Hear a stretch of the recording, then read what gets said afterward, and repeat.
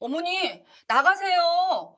할머니 냄새나서 애들이 잠을 못 자요. 새벽 2시 폭우가 쏟아지는 밤이었습니다. 큰 며느리가 제 팔을 잡아 현관 밖으로 밀쳐냈어요. 문이 쾅 닫혔어요. 30년을 바쳐 키운 아들은 안방에 숨어 나오지 않았습니다. 저는 품속에 폴더폰을 꺼냈습니다. 빨간 녹음 버튼이 깜빡이고 있었어요. 그날 밤 저는 막내 며느리의 반지하 분식집으로 향했습니다. 망해가는 그 작은 가게가 제 복수의 시작점이 될 줄은 아무도 몰랐어요. 사연 시작 전 구독과 좋아요를 눌러주시면 그곳에 축복이 가득하시기를 바라겠습니다. 제 이름은 장숙자, 올해 72살입니다. 평생을 식당 주방에서 보냈어요. 새벽 4시에 일어나 육수를 끓이고 밤 11시에 마지막 손님을 보내는 게 제 일상이었죠. 남편과 함께 30년 동안 운영했던 그 작은 식당이 입소문을 타면서 건물을 살 만큼 돈을 벌었습니다. 강남 한복판에 상가 건물을 하나 샀어요. 제 손으로 번 돈이었습니다. 손톱 밑에 양념이 배고 화상 자국이 팔뚝에 남을 만큼 일했어요. 그 고생을 누가 알아주겠습니까? 그런데 2달 전 남편이 갑자기 세상을 떠났습니다. 심장마비였어요. 아침에 일어나 보니 옆에서 차갑게 식어 있더라고요. 장례를 치르는 내내 저는 눈물 한 방울 제대로 흘리지 못했습니다. 슬픔보다 먼저 떠오른 생각이 있었거든요. 이제 내 곁에 남은 사람이 누구인가? 진짜 나를 걱정하는 사람이 누구인가? 그걸 확인하고 싶었습니다. 남편의 49제가 끝난 날이었습니다. 저는 강남의 고급 한정식집 송화에 가족들을 소집했어요. 인당 20만 원짜리 코스 요리가 나오는 곳이었죠. 2 아들과 2 며느리 그리고 손주들까지. 오늘이 제 마지막 시험대가 될 터였습니다. 약속 시간보다 15분 일찍 도착한 저는 방 안상석에 앉아 기다렸습니다. 검은 상복 대신 수수한 회색 한복을 입었어요. 눈두덩이 붓기는 빠졌지만 일부러 화장을 연하게 해서 초췌한 기색을 남겨두었죠. 품속에는 며칠 밤을 새워 준비한 서류 봉투가 들어 있었습니다. 손끝이 미세하게 떨렸지만 마음만은 단단했어요. 큰 며느리 미란이 먼저 도착했습니다. 문이 열리자마자 매장 전체에 향수 냄새가 번졌어요. 어깨에는 이탈리아 명품 가죽 가방이 걸려 있었고 손에는 최신형 스마트폰이 들려 있었습니다. 손톱에는 보석이 박힌 네일아트가 반짝거렸어요. 미라는 인사도 하기 전에 통화부터 이어갔습니다. 네, 사장님. 강남역 근처 그 건물이요. 1층 리모델링하면 카페 넣기 딱 좋겠더라고요. 2층은 네일샵으로 빼면 월세가 꽤 나올 거예요. 다음 주에 다시 연락드릴게요. 저는 그 탐욕스러운 눈빛을 놓치지 않았습니다. 아직 남편 체온도 식지 않았는데 벌써 제 상가 건물을 자기 것인 양 굴리고 있었어요. 건축업자와 통화하는 척하면서 저를 슬쩍 쳐다보는 눈빛이 뻔했습니다. 속이 뒤집어졌지만 표정 하나 바꾸지 않았어요. 오늘은 참아야 했습니다. 갈 때까지 가봐야 했으니까요. 잠시 후 막내 며느리 서윤이 들어왔습니다. 그녀는 낡은 운동화를 신고 있었고 손에 들린 가방은 시장에서 10,000원에 산 듯한 청가방이었어요. 미란이 입은 원피스 가격의 100분의 1도 안 될 거였습니다. 서윤은 방 안에 들어서자마자 구석 자리로 가서 앉았어요. 그러고는 먼저 제 앞에 수저를 가지런히 놓고 물컵에 물을 따랐습니다. 저는 그 손을 물끄러미 바라보았습니다. 손등이 갈라지고 트여 있었어요. 손톱 밑에는 양념 자국이 배어 있었고 관절마다 굳은 살이 박여 있었습니다. 겨울 찬물에 설거지를 많이 한 손이었어요. 새벽부터 밤까지 주방에서 일하는 손이었습니다. 젊은 시절 제 손과 똑같았어요. 마음 한구석이 찡하게 아려왔습니다. 큰아들과 막내아들도 속속 도착했습니다. 큰아들은 아내 미란 옆에 앉았고 막내아들은 서윤 곁에 섰어요. 저는 모두가 자리를 잡은 것을 확인하고 종업원에게 코스 요리를 주문했습니다. 음식이 하나씩 나왔습니다. 전복죽, 모듬전, 소갈비찜, 해물탕까지. 제가 평생 손님들에게 대접했던 음식들이었죠. 하지만 오늘은 맛이 느껴지지 않았어요. 미라는 젓가락질을 하면서도 연신 포스기 근처를 힐끗거렸어요. 계산서가 얼마나 나올지 가늠하는 눈치였습니다. 반면 서윤은 제 반찬 그릇이 비면 조용히 채워주었어요. 저는 일부러 천천히 밥을 먹었습니다. 이 대접이 오늘로 끝날 테니까요. 식사가 거의 끝나갈 무렵이었습니다. 저는 미리 준비한 연기를 시작했어요. 물컵을 집으려다 손을 덜덜 떨어 컵을 떨어뜨렸습니다.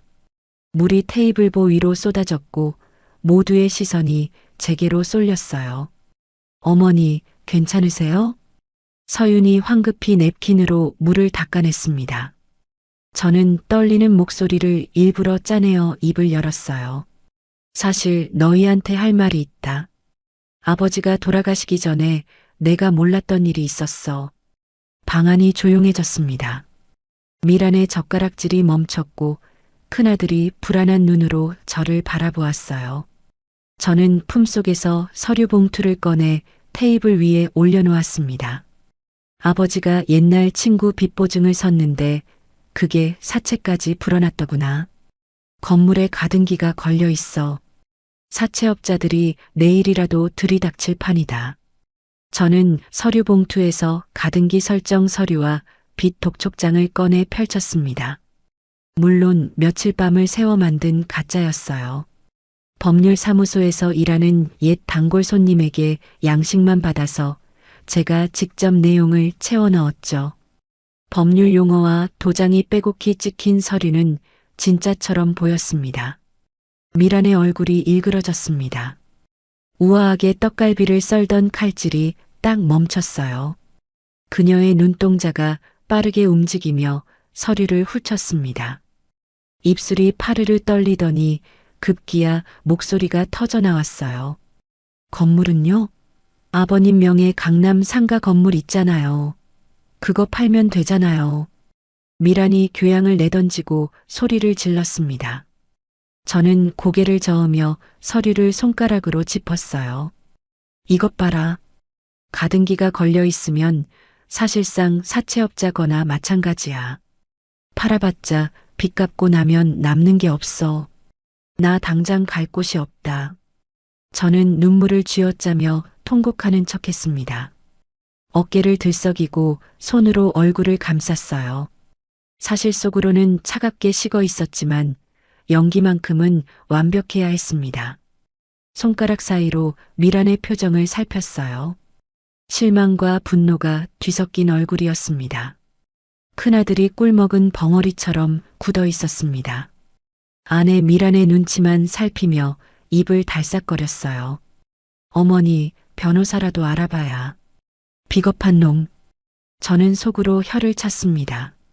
평생 아내 치맛바람에 휘둘리며 살더니 어미가 빚더미에 앉았다는데도 제대로 된 말 한마디 못하는 거였어요. 미란이 갑자기 자리에서 일어났습니다. 핸드폰을 들고 화장실로 가는 척하며 나갔어요. 저는 지팡이를 짚는 척하며 뒤따라갔습니다. 품속에는 구형 폴더폰이 들어 있었어요. 녹음 버튼을 꾹 누르고 조용히 화장실 앞에 섰습니다.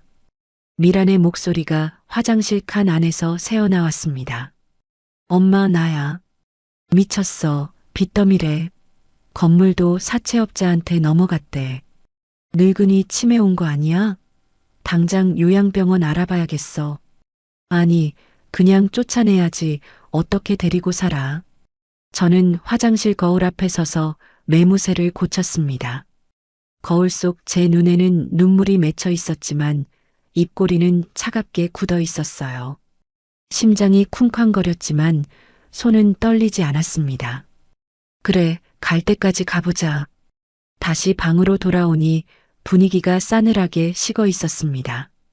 큰아들은 고개를 숙이고 있었고 막내 아들은 주먹을 불끈 쥐고 있었어요. 오직 서윤만이 자리에서 일어나 제게 다가왔습니다. 그녀가 제 손을 잡았어요. 거친 손이었지만 따뜻했습니다. 어머니, 얼마나 무서우셨어요. 일단 저희 집으로 가세요. 좁지만 제가 모시고 있을게요. 서윤의 눈에서 눈물이 흘러내렸습니다. 저는 그 따뜻한 손길에 마음이 흔들렸어요. 하지만 아직은 아니었습니다. 시험은 끝나지 않았으니까요. 미란이 화장실에서 돌아왔습니다. 그녀의 얼굴에는 짜증과 계산이 뒤섞여 있었어요. 동서, 거긴 반지하잖아요. 어머니 관절 안 좋으신 거 알잖아요. 일단 오늘은 각자 집으로 가고 내일 다시 의논해요. 사채업자들 들이닥치면 우리 애들 공부 방해돼요. 미라는 계산도 하지 않고 자리에서 일어났습니다. 머리가 아프다는 핑계를 대며 가방을 챙겼어요. 큰아들도 아내를 따라 일어섰습니다. 저는 그 뒷모습을 말없이 지켜보았어요. 결국 밥값 150만 원은 제가 꼬깃꼬깃한 현금 뭉치를 꺼내 계산했습니다. 빚더미에 앉은 늙은이가 마지막 돈을 털어 자식들 밥을 사는 꼴이었어요. 종업원이 묘한 눈빛으로 저를 쳐다보았습니다. 식당 앞에서 미라는 대리기사를 불렀다며 벤츠를 타고 쌩하니 가버렸습니다. 큰아들도 아내 차에 올라탔어요. 창문도 내리지 않고 떠나는 뒷모습을 저는 끝까지 지켜보았습니다. 막내 아들 내외는 버스 정류장으로 향했어요. 서윤이 자꾸 뒤돌아보며 저를 걱정스럽게 쳐다보았습니다. 텅 빈 집에 돌아온 저는 현관문을 닫고 한참을 서 있었습니다. 남편과 함께 살았던 이 집이 이렇게 조용했던 적이 있었던가요? 시계 초침 소리가 유난히 크게 들렸어요. 저는 옷장 깊숙이 숨겨둔 금고를 열었습니다. 명품 가방과 보석들, 현금 다발이 빼곡히 들어 있었어요. 미란이 그토록 탐내던 것들이었죠. 저는 그것들을 다시 금고 안에 밀어넣고 문을 잠갔습니다. 대신 허름한 옷가지 몇 벌과 낡은 보자기 하나만 챙겼어요. 그리고 서랍 맨 아래에서 너덜너덜한 노트 한 권을 꺼냈습니다. 30년 동안 운영했던 제 식당의 비법이 담긴 노트였어요. 육수 배합 비율부터 양념 숙성 방법까지 제 평생이 담긴 노트였습니다. 표지가 닳아 글씨가 희미해졌지만 안의 내용은 온전했어요. 이 노트의 가치를 아는 사람은 아무도 없었습니다. 저는 창밖을 바라보았습니다. 강남의 화려한 불빛이 반짝이고 있었어요. 하지만 제 마음은 이미 저 불빛 너머 반지하 골목 어딘가를 향하고 있었습니다. 내일이면 모든 게 달라질 거예요. 복수의 첫 단추를 끼웠습니다. 이제부터가 진짜 시작이었어요. 다음 날 아침 저는 짐 가방 하나만 들고 택시를 탔습니다. 새벽에 한숨도 못 잤어요. 행선지는 반포에 있는 큰아들네 아파트였습니다. 예고 없는 방문이었죠. 어젯밤 미란이 친정 엄마에게 했던 말이 아직도 귓가에 맴돌았습니다. 늙은이를 쫓아내겠다고 했던 그 독한 말. 과연 정말로 그럴 수 있는지 직접 확인해 봐야 했어요. 아파트 로비에 도착해서 인터폰을 눌렀습니다. 화면에 제 얼굴이 비쳤어요. 어젯밤 잠을 설쳐서인지 눈밑이 푹 꺼져 있었습니다. 초췌하고 늙은 얼굴이었어요. 한참을 기다렸지만 문이 열리지 않았습니다. 1분, 2분, 3분. 로비에 서 있는 제 모습이 처량했어요. 경비원이 이상한 눈으로 저를 쳐다보았습니다. 혹시 치매 노인이 아닌가 의심하는 눈빛이었죠. 5분이 지나서야 문이 열렸습니다.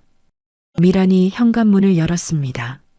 화장도 안 한 맨 얼굴에 짜증이 가득했어요.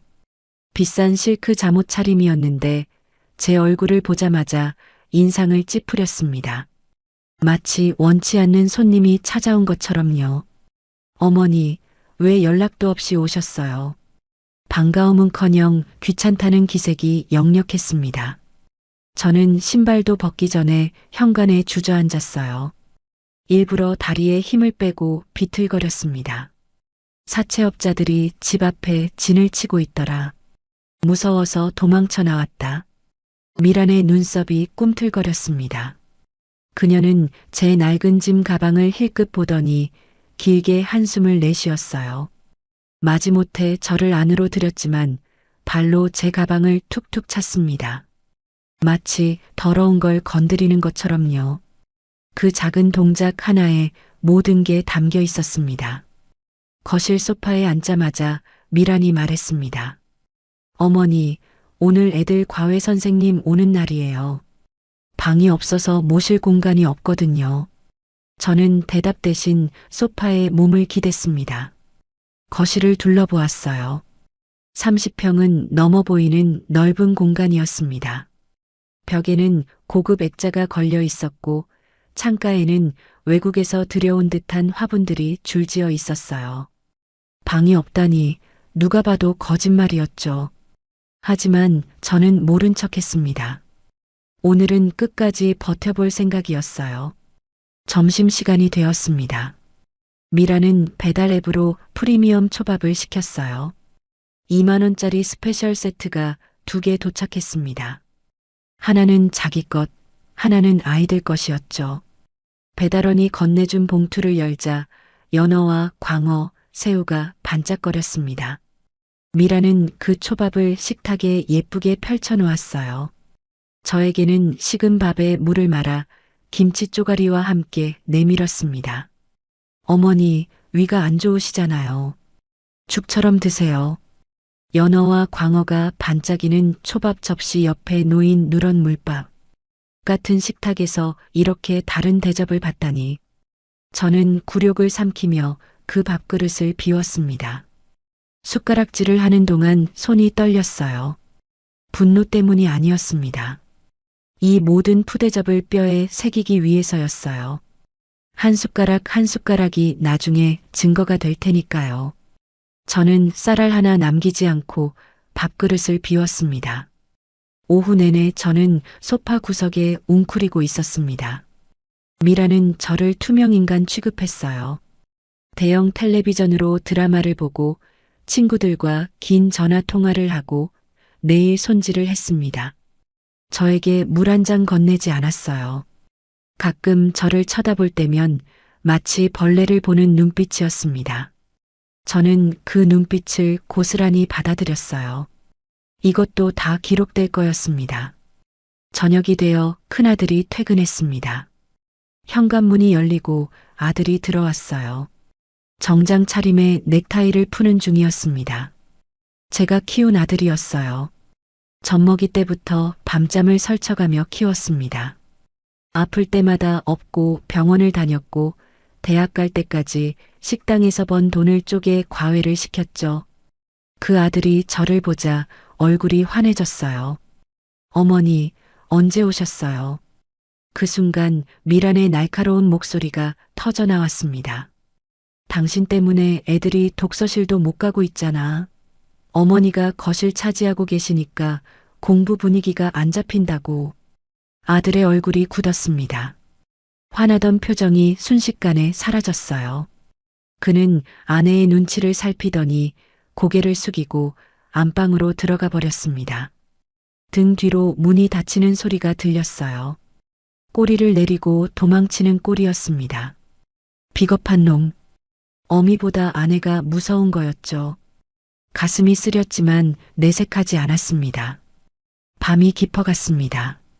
저는 소파에 누워 잠을 청했지만 잠이 오지 않았어요. 천장을 바라보며 이 집에서 보낸 하루를 되새겼습니다. 물밥, 벌레 보는 눈빛, 도망치는 아들. 가슴 한구석이 쓰렸지만 울지 않았어요. 울 자리가 아니었습니다. 자정이 가까워졌을 때 안방 문이 열렸습니다. 미란이 나왔어요. 잠옷 위에 가디건을 걸치고 저를 내려다보았습니다. 그녀의 눈빛은 한겨울 얼음처럼 차가웠어요. 어머니, 찜질방 가시는 게 낫지 않겠어요? 애들이 할머니 냄새 난다고 잠을 못 자요. 할머니 냄새. 그 말이 비수처럼 꽂혔습니다.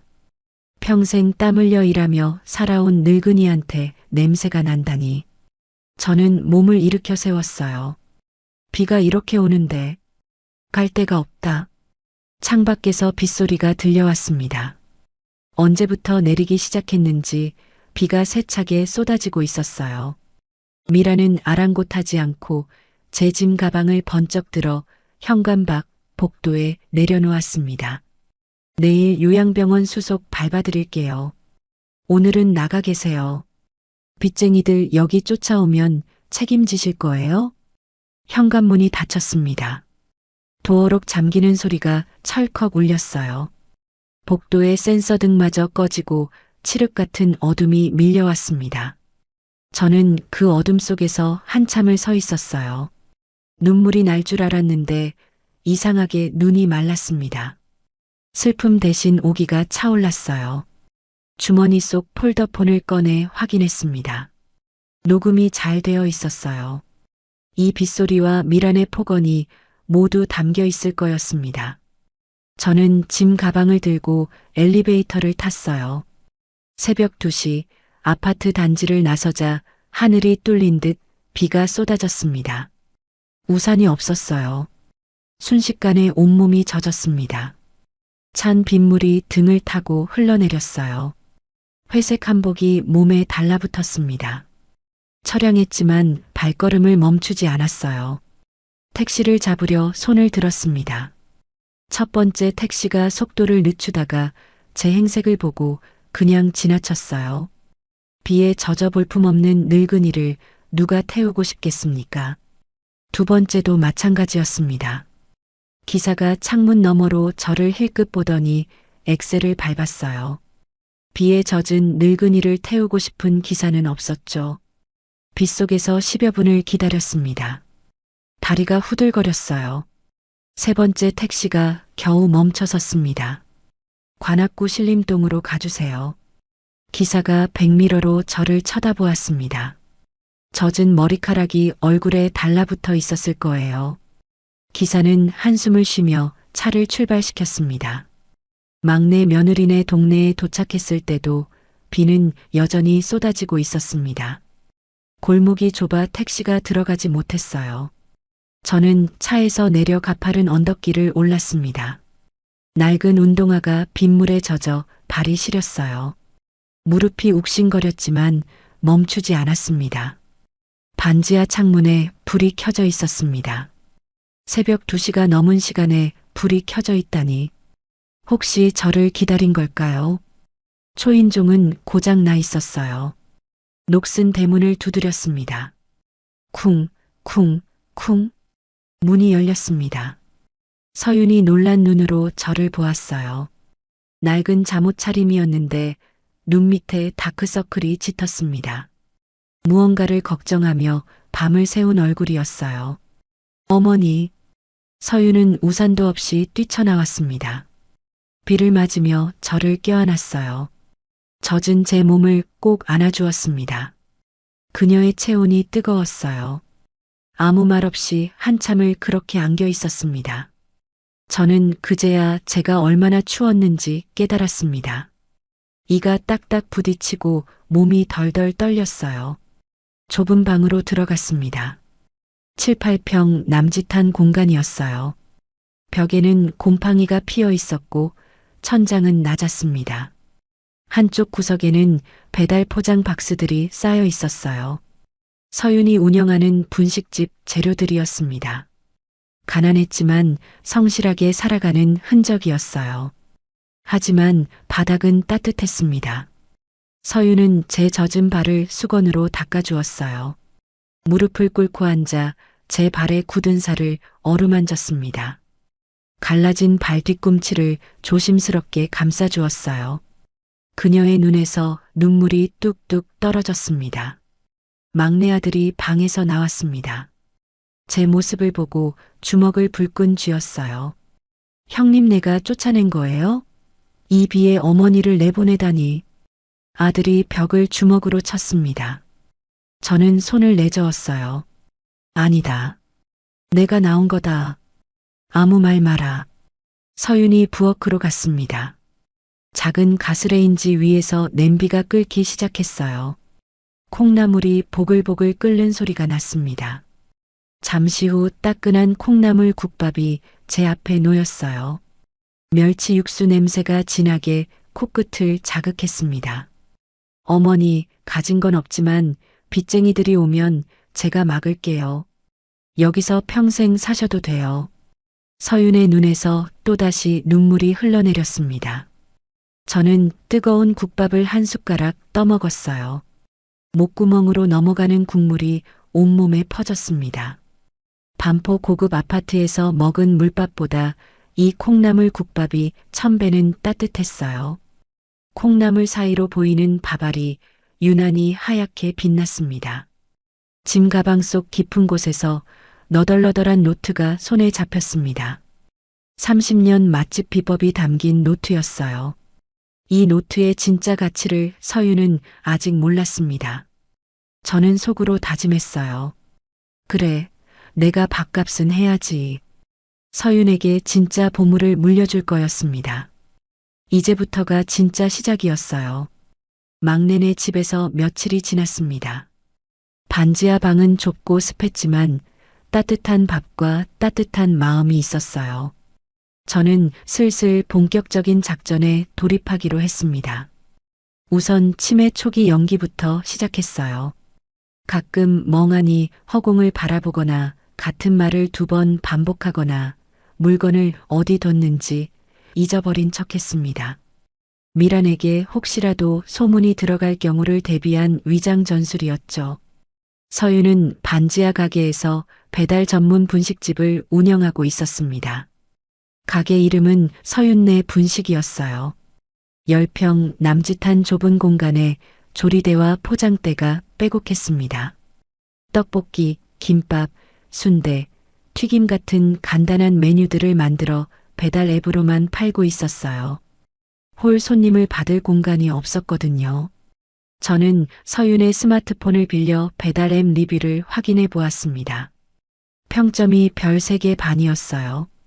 100개가 넘는 리뷰 중에 부정적인 글이 절반이었습니다. 내용이 가관이었어요. 떡볶이가 불어서 왔어요. 면이 뭉쳐서 젓가락질이 안 돼요. 다신 안 시켜요. 김밥이 너무 짜요. 밥도 퍽퍽하고 단무지는 시큼해요. 양이 적어요. 가격 대비 별로. 서비스도 없고요. 저는 리뷰를 소리내어 읽어주었습니다. 한 글자 한 글자 또박또박 읽었어요. 서윤의 얼굴이 빨갛게 달아올랐습니다. 고개를 푹 숙이고 아무 말도 하지 못했어요. 손가락으로 앞치마 끝을 꼬았습니다. 부끄러움과 자책이 뒤섞인 표정이었어요. 다음 날 아침 6시 저는 주방에 들어갔습니다. 서윤이 떡볶이 육수를 끓이고 있었어요. 새벽부터 일어나 준비하는 중이었습니다. 저는 국자로 육수를 한 모금 떠서 맛을 보았어요. 혀끝에 닿는 순간 인상이 찌푸려졌습니다. 설탕만 잔뜩 넣은 맹탕이었어요. 고추장 맛만 나고 깊은 맛이 전혀 없었습니다. 30년 동안 육수를 끓여온 제 혀가 단번에 알아챘어요. 저는 그 육수를 통째로 싱크대에 부어버렸습니다. 붉은 국물이 배수구로 쏟아져 내려갔어요. 서윤이 놀라서 소리쳤습니다. 어머니, 왜 그러세요? 30분 동안 끓인 건데. 이걸 돈 받고 파냐? 돼지 꿀꿀이 죽이지. 내가 치매라도 맛은 안다. 서윤의 눈에 눈물이 그렁그렁 맺혔습니다. 입술을 깨물며 변명했어요. 목소리가 떨렸습니다. 재료비가 없어서 싼 거 썼어요. 좋은 재료 쓰면 남는 게 없거든요. 배달 수수료에 포장비에 인건비까지 빼면 진짜 남는 게 없어요. 저는 한숨을 쉬었습니다. 가난의 악순환이었어요. 싼 재료를 쓰니까 맛이 없고, 맛이 없으니까 손님이 안 오고, 손님이 안 오니까 더 싼 재료를 쓰게 되는 거였습니다. 저는 속옷 깊숙한 곳에 숨겨두었던 현금 뭉치를 꺼냈어요. 꼬깃꼬깃한 10,000원짜리 50장이었습니다. 서윤의 눈이 휘둥그레졌어요. 어머니, 빚더미라면서요. 이 돈은 어디서 난 거예요? 저는 눈을 내리깔며 대답했습니다. 미리 준비해둔 거짓말이었어요. 이거 내수에 맞추려고 평생 숨겨둔 돈이다. 남편 몰래 조금씩 모은 거야. 죽은 사람 옷보다 산 사람 입이 먼저지. 서윤이 펑펑 울기 시작했습니다. 무릎을 꿇고 제 손을 잡았어요. 눈물이 제 손등 위로 뚝뚝 떨어졌습니다. 어머니, 이 돈은 못 받아요. 수에 맞추셔야죠. 울지 마라. 내가 언제 죽을지 누가 알아. 이 돈으로 제대로 된 재료 사와. 내가 가르쳐 줄 테니까. 그날부터 저의 스파르타 교육이 시작되었습니다. 30년 동안 운영했던 맛집의 비법을 하나씩 전수하기로 했어요. 하지만 너덜너덜한 레시피 노트는 아직 꺼내지 않았습니다. 아직은 때가 아니었어요. 말로만 지시했습니다. 무는 가을 무를 써야 단맛이 난다. 여름 무는 맵기만 하고 싱거워. 배추도 마찬가지야. 팥뿌리는 버리지 말고 불에 구워서 육수에 넣어라. 단맛이 확 올라온다. 양파도 반으로 쪼개서 같이 넣고, 고춧가루는 국산 태양초로 써라. 중국산은 색깔만 빨갛지 향이 없어. 매운맛도 얄팍하고. 서윤은 처음에는 반신반의했습니다. 치매 초기인 시어머니가 정신이 오락가락하는 줄 알았으니까요. 하지만 시키는 대로 해보니 결과가 달랐어요. 육수가 깊어지고 떡볶이에 윤기가 흘렀습니다. 같은 재료인데 맛이 완전히 달라졌어요. 저는 옆에서 팔을 다듬는 척하며 서윤의 손놀림을 감시했습니다. 칼질이 서툴렀어요. 김밥 재료 써는 것도 들쭉날쭉했습니다. 당근은 너무 두껍고 단무지는 너무 얇았어요. 칼을 그렇게 쥐면 손가락 다친다. 손가락을 구부려서 관절로 칼등을 받쳐라. 칼날이 관절을 넘지 못하게. 저는 직접 시범을 보여주었습니다. 수십 년 동안 수천 번 반복했던 동작이었어요. 손이 기억하고 있었습니다. 도마 위에서 칼이 리듬감 있게 움직였어요. 통통통통. 당근이 균일한 두께로 썰려나갔습니다. 서윤이 눈을 동그랗게 뜨고 저를 바라보았어요. 배달 리뷰 이벤트용으로 서비스 튀김을 내보내기로 했습니다. 주문 금액 15,000원 이상이면 튀김 3조각을 서비스로 넣어주는 거였어요. 저는 직접 튀김을 튀겼습니다. 기름 온도를 손바닥으로 감지했어요. 기름 위로 손을 가져가면 열기가 피부에 닿거든요. 170도쯤 되면 튀기기 딱 좋습니다. 어머니, 손 안 뜨거우세요? 서윤이 놀라서 물었습니다. 저는 웃으며 대답했어요. 30년 하다 보면 손이 온도계가 된다. 너도 10년만 하면 알게 돼.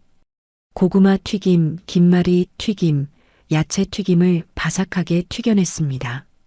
황금빛으로 빛나는 튀김들이 채반 위에 쌓였어요. 기름기가 쏙 빠져서 바삭바삭했습니다. 서윤이 하나 집어먹더니 눈이 커졌어요. 어머니, 이거 진짜 맛있어요. 어떻게 이렇게 바삭해요? 기름 온도가 중요해. 너무 뜨거우면 겉만 타고 속은 안 익어. 너무 낮으면 기름을 먹어서 눅눅해지고, 그리고 튀김옷에 얼음물을 넣어야 해. 차가운 반죽이 뜨거운 기름을 만나면 바삭해지거든. 일주일이 지났습니다. 배달앱 리뷰에 새로운 글들이 올라오기 시작했어요. 사장님 바뀌었나요? 떡볶이 미쳤어요. 완전 맛집이에요. 할머니 손맛이 나요. 어릴 때 먹던 그 맛이에요. 단골됩니다. 서비스 튀김이 메인보다 맛있어요. 이건 돈 받고 팔아야 해요. 평점이 별 3개 반에서 별 4개 반으로 올랐습니다. 주문이 폭주하기 시작했어요. 배달의 말림음이 1분 간격으로 울렸습니다. 딩동, 딩동. 그 소리가 좁은 가게를 가득 채웠어요. 처음에는 신기하고 기뻤는데 나중에는 정신이 없을 지경이었습니다. 저와 서윤은 땀범벅이 되어 떡볶이를 볶았습니다. 좁은 주방에서 어깨가 부딪히고 팔이 스쳤어요. 화구 앞은 뜨거워서 땀이 비 오듯 흘렀습니다. 저는 서윤의 칼질 자세를 교정해주며 자연스럽게 스킨십이 늘어났어요. 손목 각도를 잡아주고 허리 자세를 바로 잡아주었습니다. 내 며느리의 등이 참 넓고 든든했어요. 힘든 살림에도 굽히지 않는 여자였습니다. 미랑과는 완전히 달랐죠.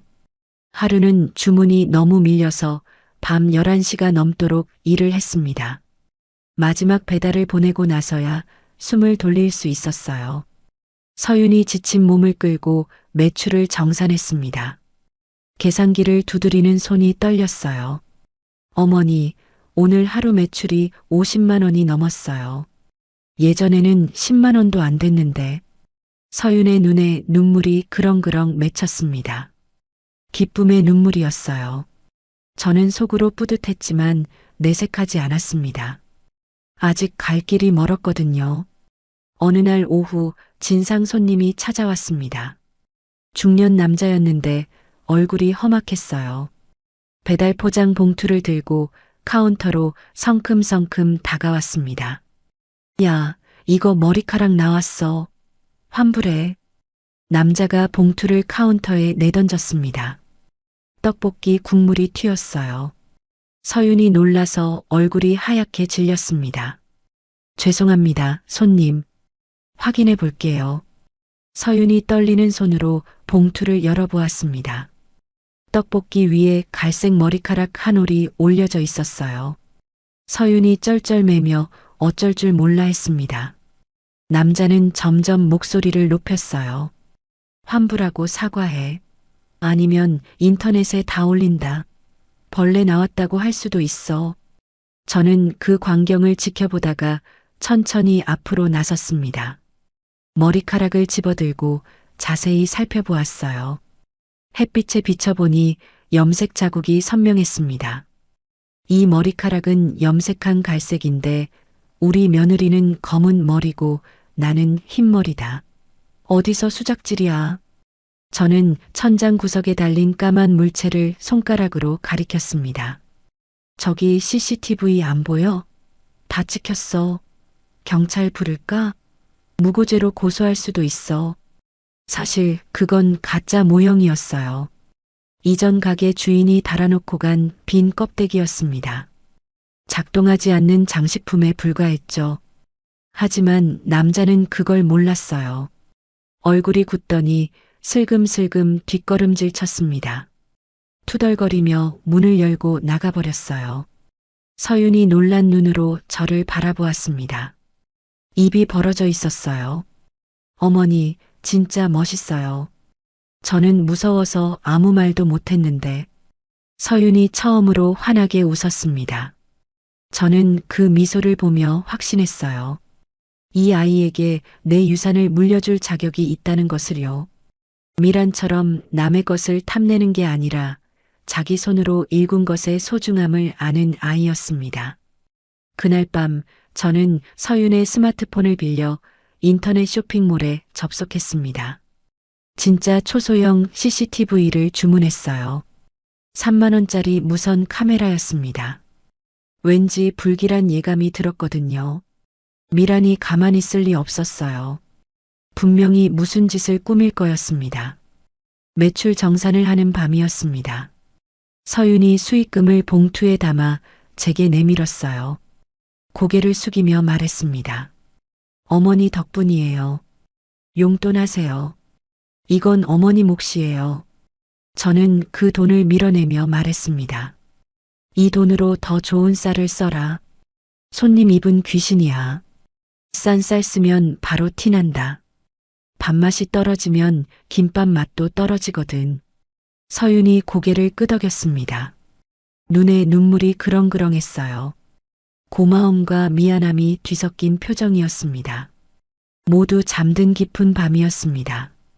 저는 폴더폰을 확인했어요. 미란에게서 문자가 와 있었습니다. 어머니 살아계시죠? 빚쟁이 안 왔어요? 걱정돼서요. 저는 코웃음을 쳤습니다. 걱정하는 척하면서 속마음은 뻔했어요. 혹시 재산이 남아있는지 떠보는 거였죠. 저는 답장을 보내지 않았습니다. 대신 속으로 되뇌었어요. 그래, 아직은 살아있다. 복수의 칼을 갈고 있지.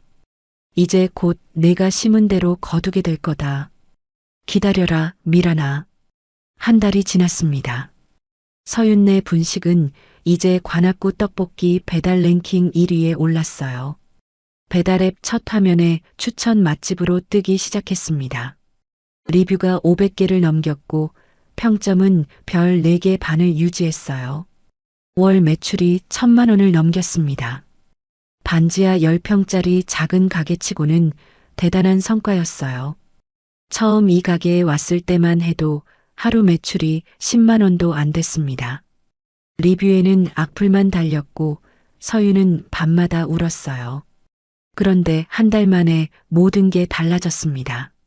제 30년 노하우가 빛을 발한 거였어요. 물론 서윤의 노력도 컸습니다. 새벽 5시에 일어나 재료를 손질하고 밤 11시까지 배달을 돌렸어요.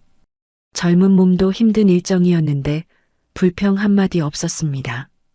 유튜버들이 찾아오기 시작했습니다. 먹방을 찍겠다며 카메라를 들고 왔어요. 구독자 10만 명이 넘는 유튜버도 있었습니다. 그들은 떡볶이를 먹으며 연신 감탄했어요. 맛있다. 대박이다. 숨은 맛집이다. 이런 곳이 있었냐며 난리였습니다. 서유는 좋아했지만 저는 극도로 조심했어요. 방송에 제 얼굴이 나가면 안 됐거든요. 미란이 볼 수도 있었습니다.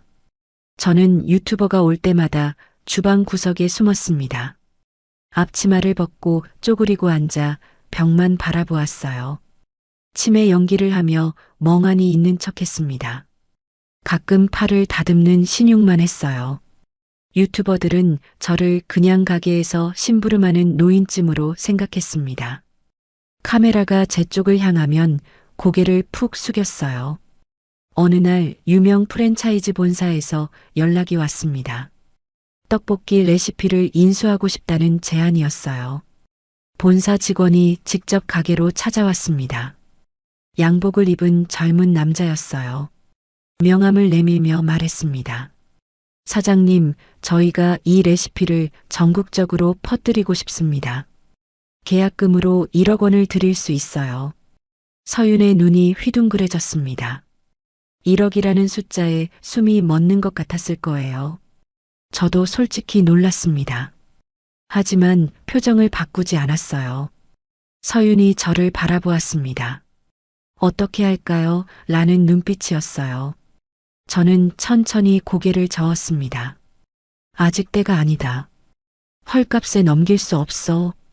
이 레시피는 그것보다 훨씬 가치가 있어. 조급해하지 마라. 서유는 아쉬운 표정이었지만 제 말을 따랐습니다. 본사 직원에게 정중하게 거절했어요. 직원은 아쉬워하며 나중에 다시 연락하겠다고 했습니다. 문을 나서는 직원의 뒷모습을 보며 저는 생각했어요. 아직은 아니야. 더 큰 판을 벌여야 해. 며칠 전 주문한 초소형 CCTV가 배송되었습니다. 작은 박스 안에 동전만 한 카메라가 들어 있었어요. 검은색이라 눈에 잘 띄지 않았습니다. 무선이라 설치가 간편했어요. 충전만 해두면 며칠은 거뜬히 작동했습니다. 저는 서윤이 배달 나간 틈을 타서 가게 곳곳에 카메라를 설치했어요. 주방 구석 선반 위, 포장대 위쪽 벽, 현금 서랍이 보이는 천장 구석. 사각지대가 없도록 3군데에 숨겨두었습니다. 검은 카메라가 검은 벽에 붙어 있으니 웬만해선 알아채기 어려웠어요. 스마트폰 앱으로 영상을 실시간으로 볼 수 있었습니다. 서윤에게 앱 사용법을 배워서 제 폴더폰 대신 서윤의 예전 스마트폰을 물려받았어요. 화면이 작아서 눈이 침침했지만 영상은 선명하게 보였습니다. 밤에 불을 꺼도 적외선으로 촬영이 되었어요. 불길한 예감은 틀리지 않았습니다. 그날은 평범한 오후였어요. 점심 배달이 끝나고 잠깐 한숨 돌리는 시간이었습니다. 저는 주방에서 저녁에 쓸 채소를 손질하고 있었어요. 물을 깍둑 썰기하고 파를 송송 썰었습니다. 그때 가게 앞에 낯익은 차가 섰어요. 검은색 벤츠였습니다. 선팅이 짙어서 안이 보이지 않았지만 번호판을 보는 순간 심장이 철렁 내려앉았습니다. 미란이었습니다. 저는 재빨리 앞치마를 벗었습니다. 칼을 내려놓고 주방 구석으로 갔어요. 쪼그리고 앉아 멍한 눈으로 벽을 바라보며 치매 연기 모드에 돌입했습니다. 입을 살짝 벌리고 침까지 살짝 흘렸어요. 손을 무릎 위에 올려놓고 가만히 있었습니다. 완벽한 연기였어요. 가게 문이 열렸습니다. 미란이 선글라스를 끼고 들어왔어요. 명품 가방을 어깨에 메고 주위를 두리번거렸습니다. 향수 냄새가 진동했어요. 마치 자기 가게를 둘러보는 것처럼 거만한 태도였습니다. 어머, 동서. 오랜만이네. 미란의 목소리가 달콤했습니다. 독이 든 꿀 같았어요. 서윤이 놀라서 얼굴이 굳었습니다. 당황한 기색이 역력했어요. 형님, 어쩐 일이세요? 연락도 없이. 가게가 잘 된다는 소문 듣고 왔지. 동네에서 난리더라. 관악구 1위 맛집이라면서 유튜브에도 나왔다며? 미란의 눈이 가게 안을 훑었습니다. 포스기를 힐끗 보더니 배달 주문서가 쌓인 것을 확인했어요. 벽에 붙은 배달앱 랭킹 스티커도 보았습니다. 그녀의 눈빛이 탐욕스럽게 반짝거렸어요. 입꼬리가 올라갔습니다. 저는 구석에서 그 모습을 지켜보았어요.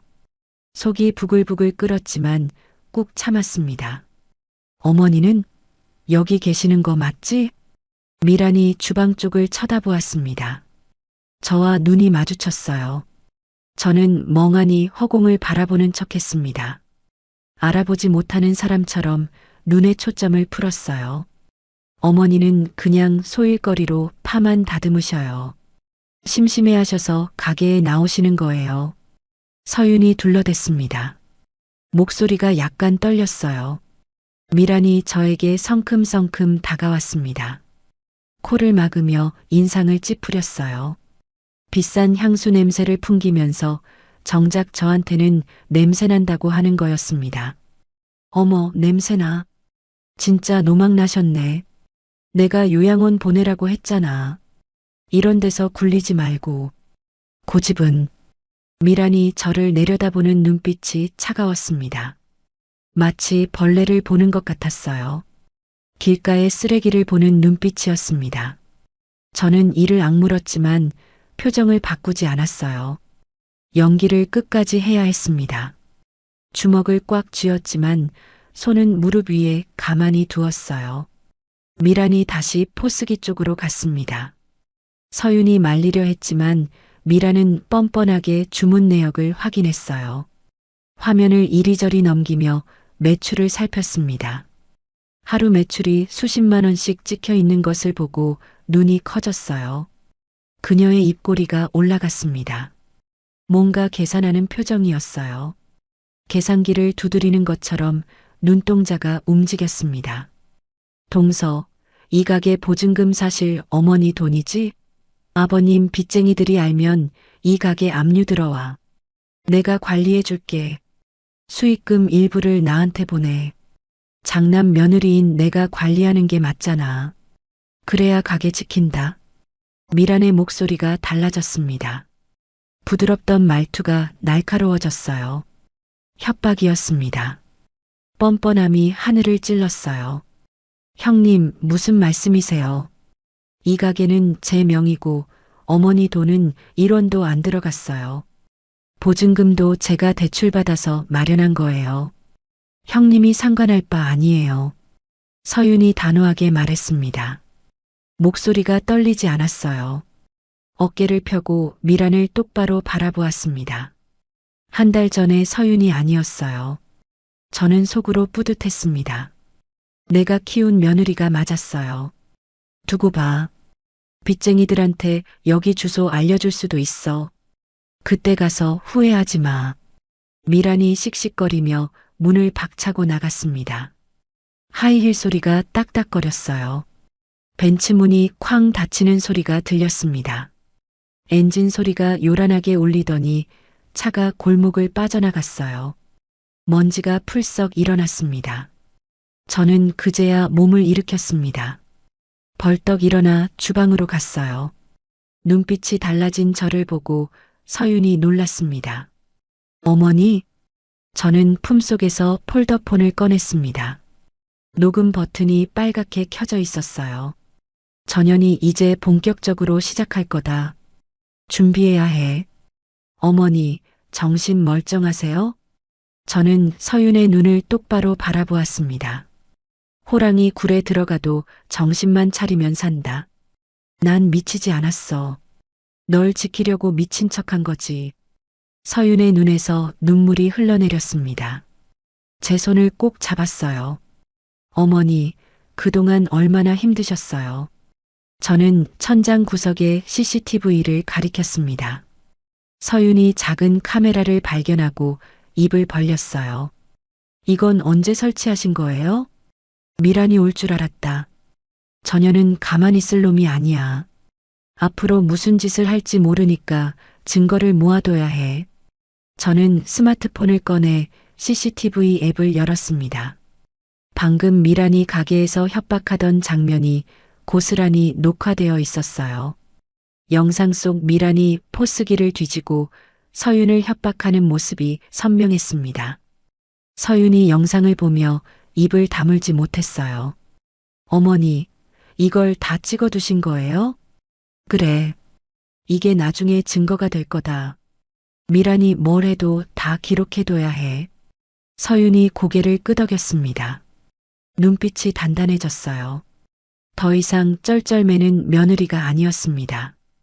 함께 싸울 동지가 된 거였어요. 그날 밤 우리는 가게 문을 일찍 닫았습니다.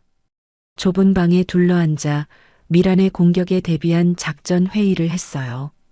앞으로 어떤 일이 벌어질지 예측하고 대응책을 세웠습니다. 저는 서윤에게 당부했어요. 앞으로 미란이 뭘 해도 절대 쫄지 마라. 전화가 오면 녹음하고 찾아오면 영상 찍어둬. 전혀는 자기 꾀에 자기가 넘어갈 거야. 우리는 증거만 모으면 돼. 서윤이 고개를 끄덕였습니다. 눈빛에 결의가 담겨 있었어요. 저는 그 눈빛을 보며 안심했습니다. 혼자가 아니었어요. 이제 진짜 전쟁이 시작될 거였습니다. 미란이 무슨 수를 쓸지 몰랐지만 우리에게는 준비가 되어 있었습니다. 뿌린 대로 거두게 해줄 거였어요. 미란이 다녀간 후 일주일이 지났습니다. 표면적으로는 평화로웠어요. 배달 주문은 꾸준히 들어왔고 매출은 계속 올랐습니다. 리뷰 평점도 별 5개에 가까워졌어요. 하지만 저는 불안했습니다. 미란이 이대로 물러날 리 없었거든요. 조용한 날이 계속될수록 불길한 예감이 커졌어요. 폭풍 전의 고요함 같았습니다. 그날은 금요일 저녁이었습니다. 주말을 앞두고 주문이 폭주하는 시간대였어요. 저녁 6시부터 8시까지가 가장 바쁜 때였습니다. 저와 서윤은 땀을 뻘뻘 흘리며 떡볶이를 볶고 있었어요. 화구 4개가 전부 불이 켜져 있었습니다. 배달의 알림음이 쉴 새 없이 울렸어요. 딩동, 딩동, 딩동. 정신없이 일하고 있는데 가게 문이 벌컥 열렸습니다. 낯선 남자 3명이 들어왔어요. 덩치가 산만했습니다. 검은 점퍼를 입고 있었고 얼굴에 흉터가 있는 사람도 있었어요. 삭발한 머리에 귀에는 굵은 귀걸이가 달려 있었습니다. 한눈에 봐도 평범한 손님이 아니었어요. 심장이 쿵쾅거렸지만 침착하려고 애썼습니다. 여기 장숙자 씨 있지? 빚 받으러 왔어. 제일 덩치 큰 남자가 말했습니다. 목소리가 쩌렁쩌렁 울렸어요. 가게 안에 있던 배달 기사가 흠칫 놀라 뒷걸음질 쳤습니다. 서윤의 얼굴이 하얗게 질렸어요. 손에 들고 있던 국자가 떨렸습니다. 저는 재빨리 주방 구석으로 숨었어요. 치매 연기 모드에 돌입했습니다. 멍하니 벽을 바라보며 입을 살짝 벌렸어요. 눈에 초점을 풀고 침을 살짝 흘렸습니다. 손은 앞치마 주머니 속 폴더폰의 녹음 버튼을 꾹 눌렀어요. 여기 어머니 안 계세요. 찾아오신 곳이 잘못됐어요. 서윤이 떨리는 목소리로 말했습니다. 하지만 남자들은 물러서지 않았어요. 오히려 한 발 더 다가왔습니다. 거짓말하지 마. 우리 의뢰인이 확실히 여기 있다고 했어. 장숙자 씨한테 받을 돈이 3억이야. 3억? 남자가 손가락 3개를 펴보였습니다. 3억이라니. 터무니없는 금액이었어요. 제가 만든 가짜 서류에는 그런 액수가 없었습니다. 미란이 지어낸 거였죠. 가짜 채권자를 고용해서 보낸 게 분명했어요. 의뢰인이라는 말이 모든 걸 설명해 주었습니다. 남자들이 가게 안을 둘러보기 시작했습니다. 마치 자기 집인 것처럼 어슬렁거렸어요. 한 남자가 포장대 위의 음식들을 손으로 쓸어 바닥에 떨어뜨렸습니다. 막 포장한 떡볶이 세트가 바닥에 쏟아졌어요. 붉은 국물이 사방에 튀었습니다. 김밥이 바닥에 나뒹굴었어요. 수십 분 동안 정성껏 만든 음식들이었습니다. 서윤이 비명을 질렀습니다. 그만하세요. 경찰 부를 거예요. 서윤이 전화기를 들었습니다. 그러자 한 남자가 서윤의 손목을 잡았어요. 굵은 손이 가느다란 손목을 움켜쥐었습니다. 전화기가 바닥에 떨어졌어요. 화면에 금이 갔습니다. 경찰? 우리는 합법적인 채권 추심원이야. 빚 받으러 온 것뿐인데 뭐가 문제야? 남자가 비웃었습니다. 누런 이빨이 드러났어요. 서윤이 손목을 비틀며 빠져나오려 했지만 소용없었습니다. 남자의 소나기에 힘이 들어갔어요. 서윤이 아픈지 얼굴을 찡그렸습니다. 저는 구석에서 그 광경을 지켜보며 이를 악물었습니다. 온몸에 분노가 치밀어 올랐어요. 뛰쳐나가서 저놈들 면상에 주먹을 날리고 싶었습니다. 하지만 참았어요. 아직은 때가 아니었습니다. 천장 구석에 CCTV가 모든 걸 찍고 있었거든요. 이 영상이 나중에 증거가 될 거였어요. 돈 없으면 가게라도 넘겨. 여기 요즘 잘 된다며? 권리금 받아서 갚아. 남자가 포스기를 가리켰습니다. 화면에 찍힌 매출 숫자를 보며 눈을 빛냈어요. 탐욕스러운 눈빛이었습니다. 이 가게는 제 명의예요. 시어머니 빚하고 상관없어요. 법적으로 압류 못해요. 서윤이 단호하게 말했습니다. 손목이 잡힌 채로도 물러서지 않았어요.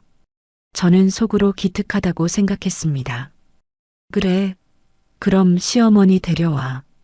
본인한테 직접 받을게. 남자가 주방 쪽을 쳐다보았습니다. 저와 눈이 마주쳤어요. 저는 더 멍하게 굴었습니다. 고개를 갸웃거리며 알아듣지 못하는 사람처럼 허공을 바라보았어요. 야, 할머니. 장숙자 맞지? 빚 갚아? 3억 어디 있어? 남자가 저에게 다가왔습니다. 저는 대답하지 않았어요. 손가락으로 허공에 그림을 그리며 중얼거렸습니다. 의미 없는 소리를 내며 치매 연기를 이어갔어요. 뭐야, 진짜 치매야? 이런 걸 어떻게 해? 돈 있는 데가 없잖아. 남자가 짜증을 냈습니다. 다른 남자들과 눈짓을 주고받았어요. 그러더니 가게 안을 더 엉망으로 만들기 시작했습니다. 냄비를 엎어 국물을 쏟고 냉장고 문을 열어 식재료를 바닥에 던졌어요. 달걀판이 깨지며 노른자가 터졌습니다. 간판을 발로 차서 글씨가 벗겨졌어요. 서윤이 울면서 막으려 했지만 역부족이었습니다. 남자들은 웃으며 더 난리를 피웠어요. 15분 동안 가게를 쑥대밭으로 만든 후에야 떠났습니다. 문을 나서며 한마디 던졌어요. 다음 주까지 돈 안 갚으면 또 온다. 그때는 가게 문 아예 못 열게 해줄게. 각오해. 문이 닫히고 가게 안이 조용해졌습니다. 바닥에는 떡볶이 국물과 김밥 속재료, 깨진 달걀이 널브러져 있었어요. 냉장고에서 찬 공기가 새어나왔습니다. 형광등 불빛 아래 처참한 광경이 드러났어요. 몇 시간 동안 정성껏 준비한 재료들이 쓰레기가 되어 있었습니다. 서윤이 그 자리에 주저앉아 울었어요. 어깨가 심하게 들썩거렸습니다. 손으로 얼굴을 가리고 흐느꼈어요. 저는 그 모습을 보며 가슴이 찢어지는 것 같았습니다. 저는 그제야 몸을 일으켰습니다. 연기를 끝내고 서윤에게 다가갔어요. 어깨를 감싸 안았습니다. 울지 마라. 다 찍혔어. 저것들 협박죄에 재물손괴죄에 줄줄이야. 저는 스마트폰을 꺼내 CCTV 앱을 열었습니다.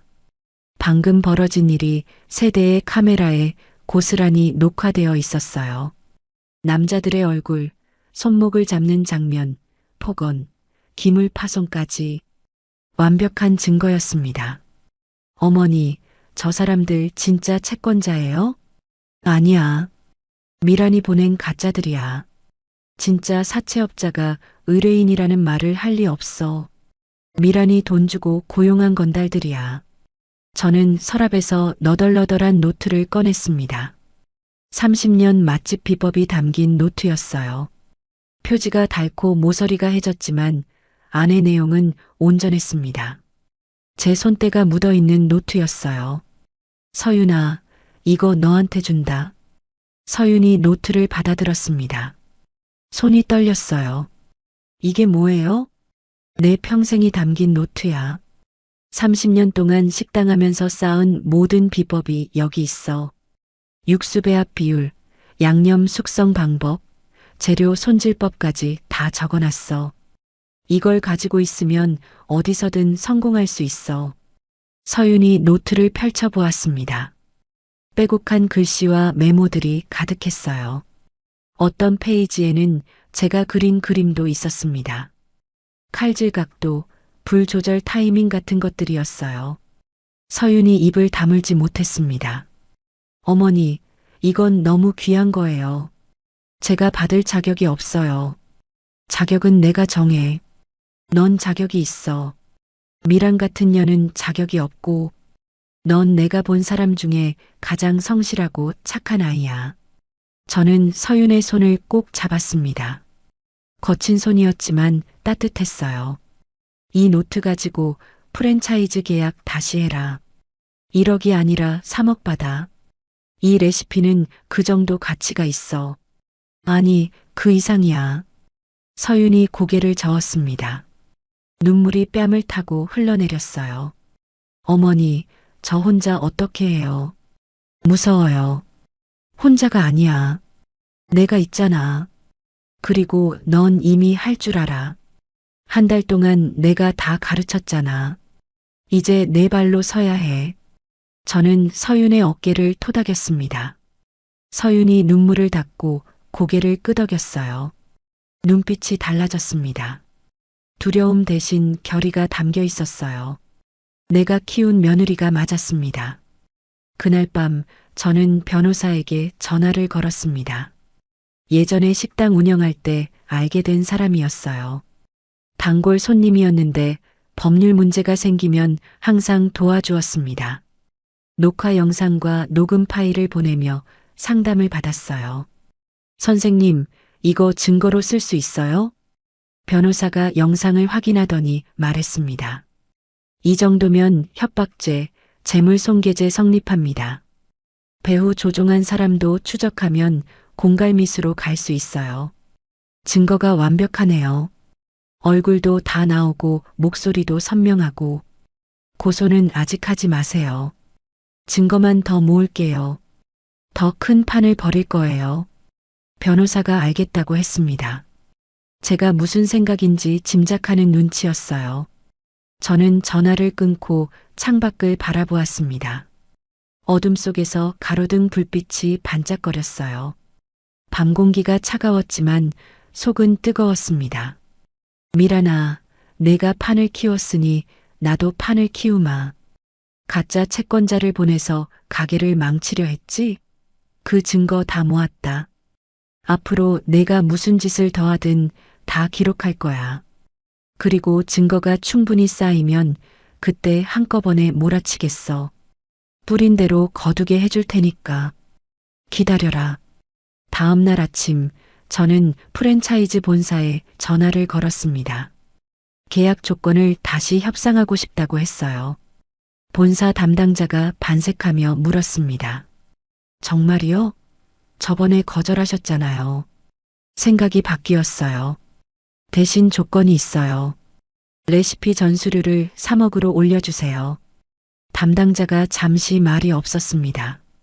그러더니 미팅을 잡자고 했어요. 다음 주 월요일 오후 2시에 본사에서 만나기로 했습니다. 저는 서윤에게 말했어요. 이제 내 차례야. 당당하게 가서 3억 받아와. 겁먹지 마. 넌 할 수 있어. 서윤이 고개를 끄덕였습니다. 손에는 너덜너덜한 노트가 꼭 쥐어져 있었어요. 그 노트가 서윤의 미래를 바꿀 거였습니다. 저는 확신했어요. 월요일 오후 2시 서윤이 프랜차이즈 본사로 향했습니다. 검은색 정장을 차려입고 손에는 너덜너덜한 노트를 들었어요. 저는 가게에 남아 배달 주문을 처리하며 기다렸습니다. 손에 땀이 났어요. 서윤이 잘 해낼 수 있을지 걱정됐거든요. 본사 회의실에서 양복 입은 사람들과 협상을 해야 하는데 평생 주방에서만 일한 아이가 버틸 수 있을까요? 하지만 믿어야 했습니다. 내가 한 달 동안 가르친 며느리니까요. 3시간이 지났습니다.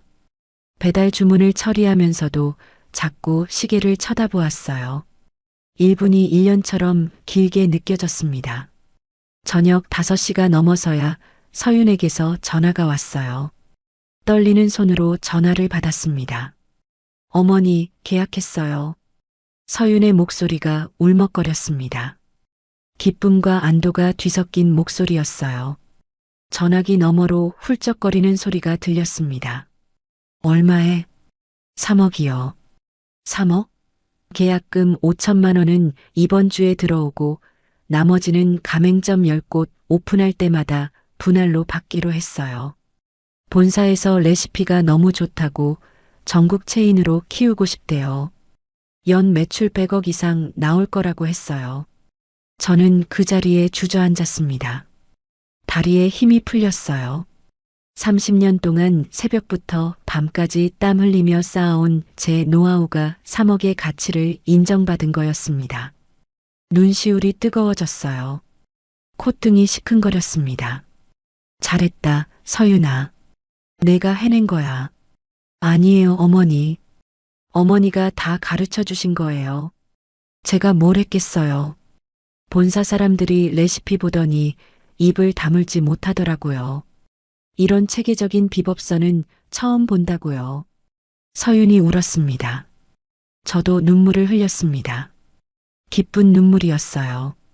평생 주방에서 흘린 땀이 헛되지 않았다는 걸 확인한 순간이었습니다. 그날 밤 서윤이 계약서를 들고 돌아왔습니다. 정식 계약서에 도장이 찍혀 있었어요. 서윤의 이름이 선명하게 적혀 있었습니다. 레시피 사용권 양도 계약서, 계약금 5천만 원, 로열티 매출의 3%. 저는 그 계약서를 한참 동안 바라보았어요.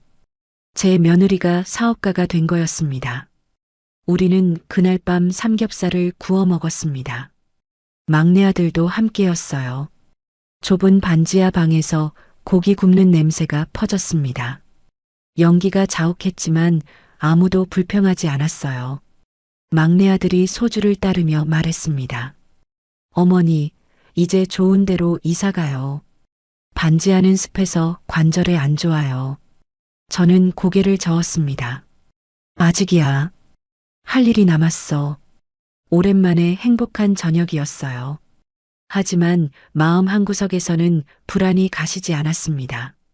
미란이 이 소식을 들으면 가만 있지 않을 테니까요. 3억이라는 돈 냄새를 맡으면 저 여자가 어떻게 나올지 뻔했어요. 예감은 틀리지 않았습니다. 사흘 후 큰아들에게서 전화가 왔어요. 오랜만이었습니다. 반포 아파트에서 새벽에 쫓겨난 후로 연락이 없었거든요. 2달 만에 전화였습니다. 저는 일부러 치매 연기를 하며 전화를 받았어요. 어머니, 저예요. 큰아들이요. 누구라고? 저는 멍한 목소리로 되물었습니다. 어머니, 정신 차리세요. 저 민수예요. 큰아들이요. 민수가 누구야? 우리 집에 민수라는 애가 있었나? 큰아들이 한숨을 쉬었습니다. 전화기 너머로 짜증이 느껴졌어요. 그러더니 본론을 꺼냈습니다. 어머니, 막내네가 프랜차이즈 계약했다면서요? 3억 받았다고요? 역시 미란이 알아낸 거였습니다. 어떻게 알았는지 모르겠지만 저 여자는 귀신같이 돈 냄새를 맡았어요. 프랜차이즈 업계에 아는 사람이 있는 건지 아니면 서윤을 미행한 건지. 뭔 소리야? 나는 몰라. 머리가 아파서 아무것도 모르겠어. 저는 최대한 정신없는 척했습니다. 어머니, 그 돈 어머니 레시피로 번 거잖아요. 어머니 재산이에요. 유산으로 나눠야죠. 장남인 저도 몫이 있어요. 반은 제 거예요. 큰아들의 목소리가 달라졌습니다. 처음에 걱정하는 척하던 말투가 사라지고 노골적인 욕심이 드러났어요. 저는 속으로 한숨을 쉬었습니다. 역시 미란이 시킨 대로 하는 거였어요. 그 어미의 그 며느리라더니 내 아들까지 똑같이 만들어놨구나. 나는 아무것도 몰라. 머리가 아파. 끊을게. 저는 전화를 끊었습니다. 그리고 폴더폰의 녹음 파일을 확인했어요. 통화 내용이 고스란히 녹음되어 있었습니다.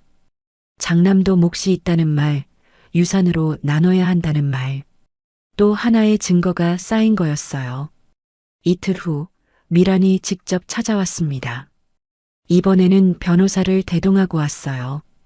양복을 입은 중년 남자가 가죽 서류 가방을 들고 미란 옆에 서 있었습니다. 명함에는 법무법인 이름이 적혀 있었어요. 꽤 큰 로펌인 것 같았습니다. 가게 문을 열고 들어오는 미란의 얼굴에는 승리의 미소가 번져 있었어요. 오늘따라 화장을 진하게 하고 명품 옷을 차려입었습니다. 마치 이미 이긴 것처럼 당당했어요. 동서, 오랜만이네. 미란이 여유롭게 말했습니다. 서윤의 얼굴이 굳었어요. 형님, 무슨 일이세요? 무슨 일이긴. 축하하러 왔지. 3억짜리 계약했다며? 대단하네. 반지하에서 3억이라니. 미란의 말투가 비꼬는 듯 했습니다. 입꼬리가 올라갔어요. 그녀가 변호사를 가리켰습니다. 근데 말이야, 그 계약 무효야. 이분이 설명해 줄 거야.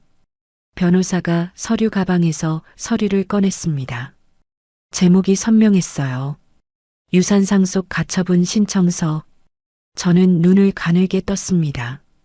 이런 수를 쓸 줄은 예상 못했어요. 장숙자 씨의 레시피는 고인의 유산에 해당합니다.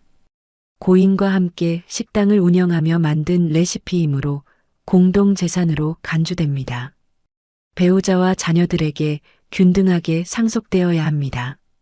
따라서 이 레시피로 체결한 계약의 수익금도 상속재산에 포함됩니다.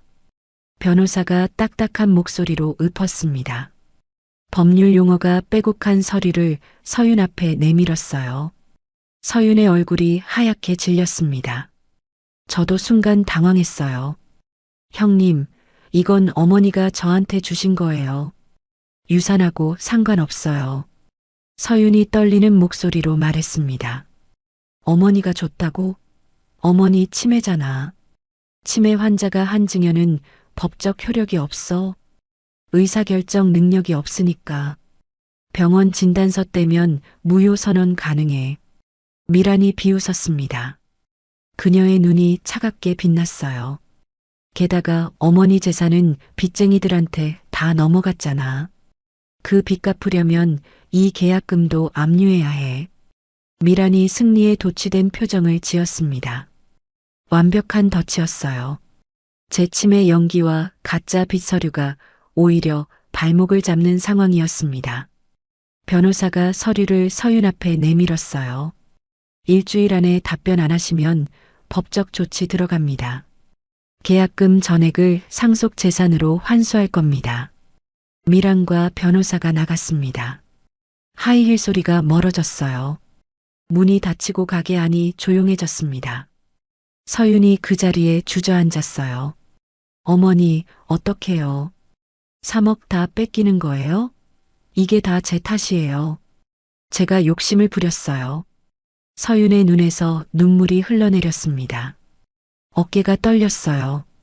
손으로 얼굴을 가리고 흐느꼈습니다. 저는 천천히 몸을 일으켰어요. 멍하던 눈빛이 날카롭게 변했습니다.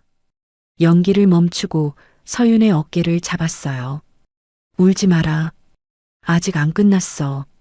서윤이 놀란 눈으로 저를 올려다보았습니다. 어머니, 전현이 함정을 팠다고 생각하지? 아니야. 전현이 함정에 빠진 거야. 내가 다 계획한 거라고. 저는 폴더폰을 꺼냈습니다. 녹음 파일 목록이 화면에 떴어요. 날짜별로 정리된 파일이 20개가 넘었습니다. 그동안 모은 증거들이었어요. 이게 다 뭐예요? 미란이 처음 가게에 와서 협박한 녹음, 가짜 채권자들이 난동 피운 CCTV 영상, 큰아들이 전화해서 유산 나눠달라고 한 통화 녹음, 그리고 오늘 미란이 변호사 데리고 와서 한 말까지. 전부 증거야. 서윤의 눈이 커졌습니다. 입이 벌어졌어요. 어머니, 이걸 다 모으신 거예요? 언제부터요? 처음부터. 49제 날 밥 먹을 때부터 녹음했어. 미란이 화장실에서 친정 엄마한테 전화한 것도 다 녹음돼 있어. 늙은이 요양원 보내라고 한 거 기억나지? 저는 서윤의 손을 잡았습니다. 내가 치매가 아니라는 걸 증명하면 돼. 법원에서 정신감정 받으면 멀쩡하다는 결과 나와. 그러면 미란이 주장하는 치매 환자 증여 무효는 성립 안 해. 서윤이 고개를 끄덕였습니다. 눈물을 닦으며 물었어요. 근데 어머니, 가짜 빚은요? 그것도 문제 아니에요? 그것도 다 계획이야. 빚이 가짜라는 걸 증명하면 돼. 내가 만든 서류니까 내가 가짜라고 하면 끝이야. 그리고 미란이 그 가짜 빚을 이용해서 가짜 채권자까지 보냈잖아. 그게 사기죄, 협박죄, 공갈미수야. 줄줄이 범죄야. 저는 스마트폰을 꺼내 CCTV 앱을 열었습니다. 가짜 채권자들이 가게를 망친 영상을 틀었어요. 서윤이 영상을 보며 주먹을 불끈 쥐었습니다. 이 사람들 얼굴 다 나왔네요. 그래. 경찰에 신고하면 금방 잡혀. 그리고 누가 시켰는지 실토할 거야. 미란이 빠져나갈 구멍이 없어. 저는 변호사에게 전화를 걸었습니다. 신호음이 2번 울리고 연결됐어요. 선생님, 저예요. 상황이 급해졌어요. 상대방이 유산상속 가처분 신청을 걸어왔어요. 변호사가 침착하게 물었습니다. 증거는 다 모으셨어요? 네. 녹음 파일 20개, CCTV 영상 3개, 문자 내역까지 전부 있어요. 충분합니다. 맞소송 준비하죠. 협박, 공갈미수, 재물손괴, 명예훼손까지 전부 걸 수 있어요. 그리고 치매 아니라는 정신감정서 받아두세요. 결정적인 증거가 될 겁니다. 저는 전화를 끊고 서윤을 바라보았습니다. 일주일이면 충분해. 정신감정 받고 증거 정리하고 맞소송 준비하면 돼. 서윤이 고개를 끄덕였습니다. 눈빛이 달라졌어요. 두려움 대신 결의가 담겨 있었습니다. 저는 창밖을 바라보았습니다. 해가 지고 있었어요. 하늘이 붉게 물들었습니다. 어둠이 밀려왔지만 두렵지 않았어요. 일주일 후에 보자, 미란아. 내가 판을 벌였으니 내가 끝을 내줄게. 내가 뿌린 대로 거두게 해줄 테다. 이제 마지막 싸움만 남았습니다. 일주일이 지났습니다. 서울가정법원 조정실 앞에 섰어요. 회색 콘크리트 건물이 위압적으로 느껴졌습니다. 긴 복도에는 비슷한 사정을 가진 사람들이 서성거리고 있었어요. 하지만 저는 두렵지 않았습니다. 오늘을 위해 2달을 준비했으니까요. 손에는 두꺼운 서류 봉투가 들려 있었습니다. 그 안에는 미란을 무너뜨릴 모든 증거가 담겨 있었어요. 녹음 파일 20개, CCTV 영상 3개, 경찰 조서, 정신감 정서까지 완벽한 무기들이었습니다. 서윤이 제 옆에 섰습니다. 긴장한 얼굴이었어요. 손을 꼭 쥐고 있었습니다. 저는 서윤의 손을 잡아주었어요. 차가웠습니다. 걱정 마라. 오늘로 끝이야. 내가 한 일은 아무것도 없어. 그냥 옆에 있어주면 돼. 조정실 문이 열렸습니다. 안으로 들어가니 긴 테이블이 놓여 있었어요.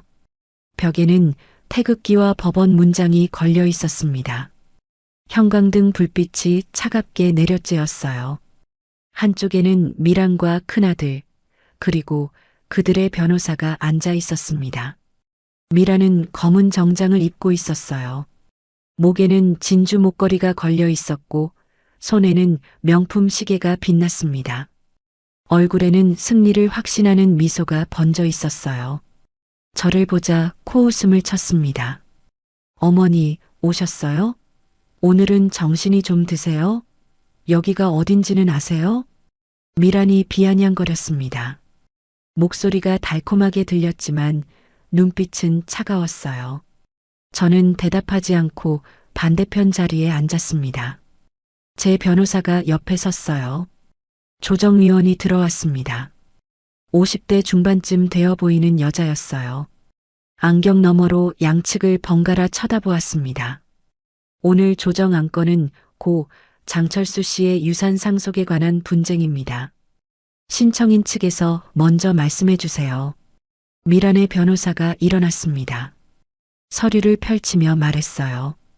피신청인 장숙자 씨는 치매 초기 증상이 있습니다. 이런 상태에서 며느리 이서윤 씨에게 레시피를 증여한 것은 법적 효력이 없습니다.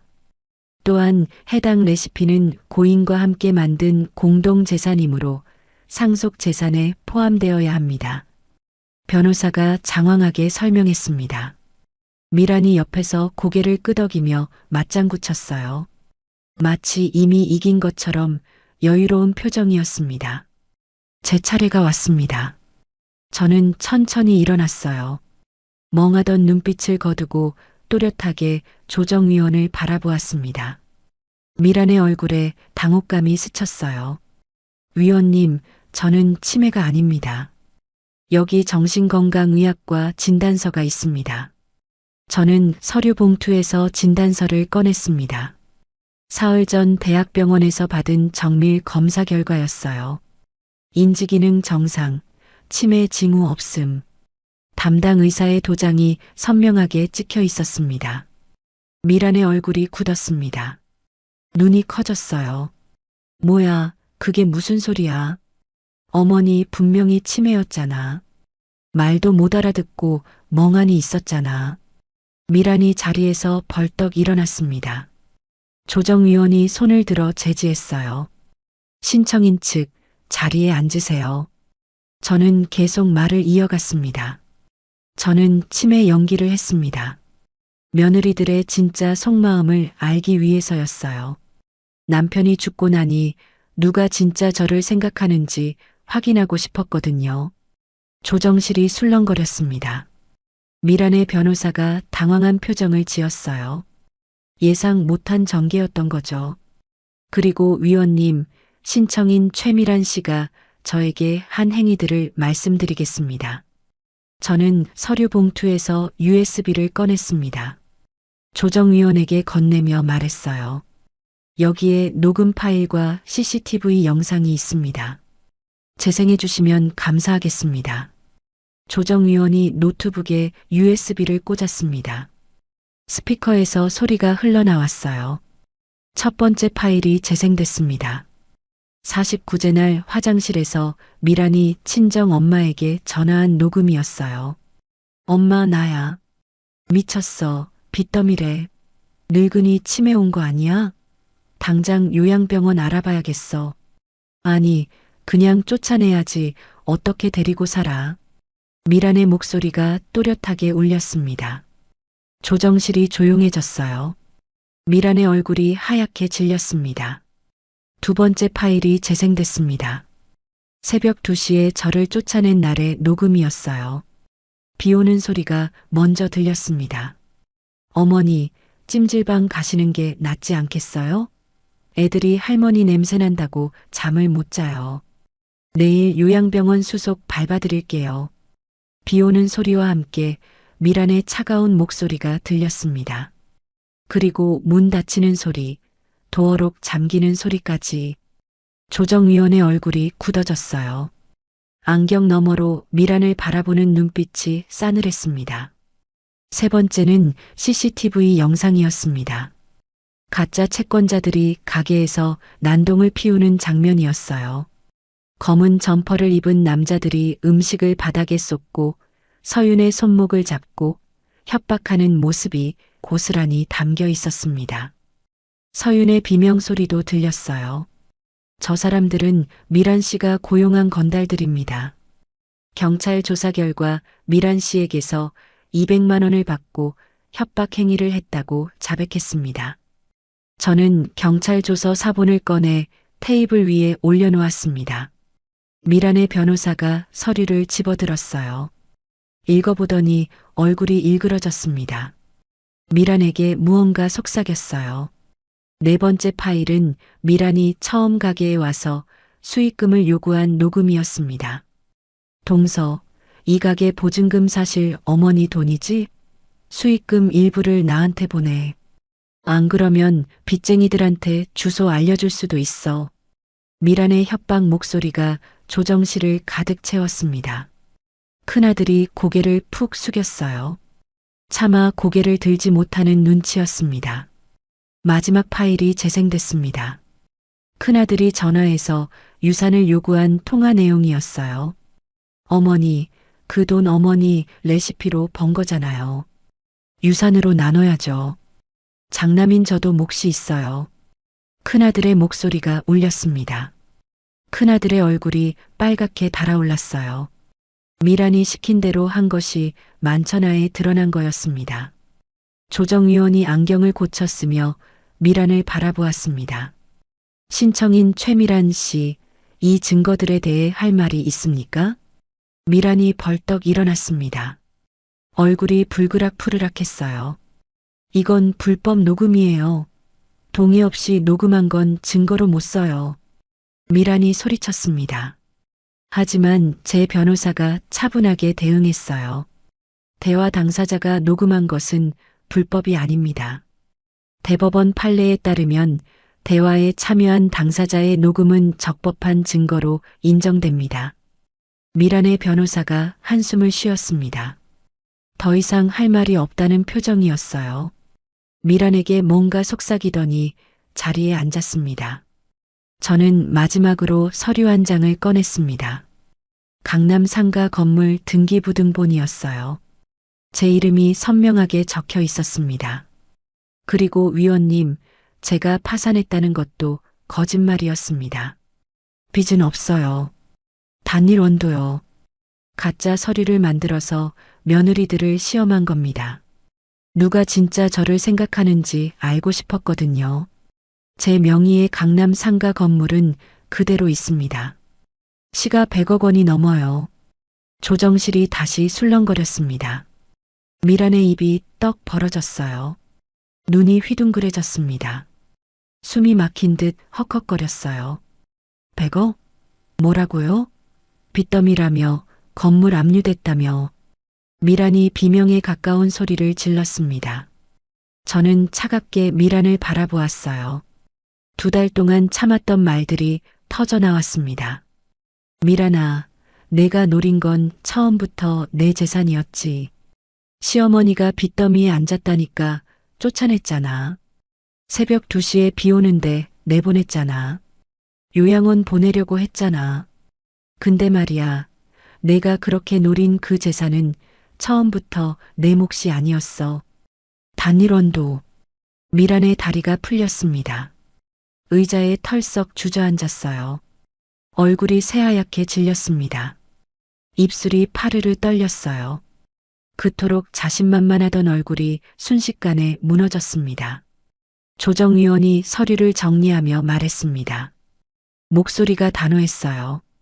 본건은 조정 불성립으로 종결합니다.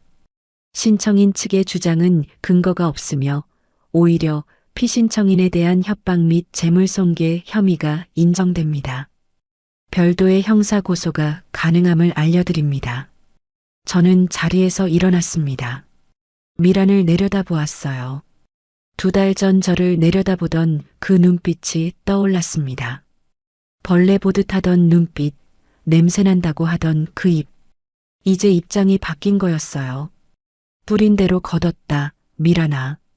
내가 나한테 한 대로 돌려받은 거야. 미란이 고개를 들지 못했습니다. 어깨가 떨리고 있었어요. 흐느끼는 소리가 들렸습니다. 큰아들도 아무 말 없이 고개를 숙이고 있었어요. 어미 앞에서 아내 편을 들었던 그 비겁한 아들이었습니다. 저는 서윤의 손을 잡고 조정실을 나왔습니다. 문이 닫히는 순간 미란의 울음소리가 들렸어요. 하지만 뒤돌아보지 않았습니다. 복도에 햇살이 쏟아지고 있었어요. 창문으로 들어오는 빛이 따뜻했습니다. 오랜만에 가슴이 후련했어요. 2달 동안의 싸움이 끝난 거였습니다. 새벽에 비 맞으며 택시를 잡던 그날, 반지하에서 콩나물 국밥을 먹던 그날, 가짜 채권자들에게 가게가 망가지던 그날, 모든 서름이 오늘 풀린 거였어요. 서윤이 제 팔을 잡으며 말했습니다. 눈에 눈물이 그렁그렁했어요. 어머니, 정말 끝난 거예요? 그래, 끝났어. 이제 우리만 남았다. 저는 하늘을 올려다보았습니다. 구름 한 점 없는 맑은 하늘이었어요. 파란 하늘이 눈부시게 빛났습니다. 남편이 저 위에서 내려다보고 있을 것 같았어요. 당신이 남긴 재산, 제대로 된 사람에게 물려줄게요. 욕심 많은 며느리 말고 마음 따뜻한 며느리에게요. 걱정 마세요, 여보. 법원을 나온 지 3개월이 지났습니다. 계절이 바뀌어 따뜻한 봄이 왔어요. 벚꽃이 만개한 거리를 걸으며 지난 시간을 되돌아보았습니다. 참 많은 일이 있었어요. 남편의 49제에서 시작된 이 긴 여정이 드디어 끝났습니다. 새벽 2시에 비 맞으며 쫓겨나던 그날이 어제 같은데 벌써 계절이 2번이나 바뀌었네요. 미라는 협박죄와 재물손괴 교사죄로 기소되었습니다. 가짜 채권자들이 모든 걸 자백했거든요. 200만 원 받고 협박하러 갔다고, 미란이 시켰다고, 가게 부수라고 했다고. 3명 모두 같은 진술을 했어요. 미란의 변호사도 손을 들었습니다. 녹음 파일 20개, CCTV 영상 3개, 경찰 조서까지. 증거가 너무 명확했거든요. 빠져나갈 구멍이 없었어요. 결국 미라는 징역 1년에 집행유예 2년을 선고받았습니다. 전과자가 된 거였어요. 법정에서 판결을 듣는 미란의 얼굴이 아직도 눈에 선합니다. 새하얗게 질린 얼굴, 벌벌 떨리는 입술, 멍하니 뜬 눈. 그토록 자랑하던 명품 가방과 검은색 벤츠는 다 팔아야 했어요. 변호사 비용과 합의금을 마련하느라요. 반포 아파트도 전세로 내려야 했다고 들었습니다. 그 넓은 거실에서 저한테 물밥을 주던 여자가 이제는 투룸 아파트에 산대요. 세상 일은 모르는 거였습니다. 큰아들은 미란과 이혼했습니다. 법원에서 나온 지 한 달 만이었어요. 사실 오래전부터 사이가 안 좋았대요. 미란이 제 재산만 노리고 있다는 걸 알고 있었지만 아내가 무서워서 말을 못했다고 했습니다. 새벽에 저를 쫓아낼 때도 알고 있었지만 나서지 못했다고요. 안방에 숨어서 다 듣고 있었대요. 비겁한 변명이었어요. 하지만 저는 더 이상 큰아들을 원망하지 않기로 했습니다.